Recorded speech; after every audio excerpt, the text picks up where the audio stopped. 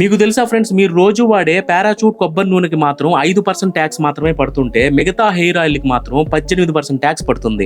ఈ రేంజ్ లో parachute oil కి మాత్రమే ట్యాక్స్ ఎందుకు తగ్గిస్తున్నారంటే, క్లియర్ గా మీరు కొబ్బరి నూనె ఆయిల్ కి ఒక్కసారి వెనక వైపుగా చూసారంటే మాత్రం వాళ్ళు ఇచ్చినటువంటి డీటెయిల్స్ లో ఎక్కడా కూడా హెయిర్ ఆయిల్ అనేది ఉండదు. వాళ్ళు ఎడిబుల్ ఆయిల్ గా రాసుంటారు. ఎడిబుల్ ఆయిల్ అంటే వంట నూనె, అంటే ఇది హెయిర్ ఆయిల్ కన్నా ముందు వంట నూనెగా మీరు వాడుకోవచ్చు అని కూడా వాళ్ళు క్లియర్ గా అక్కడే డిస్క్రిప్షన్ లో ఇచ్చేశారు.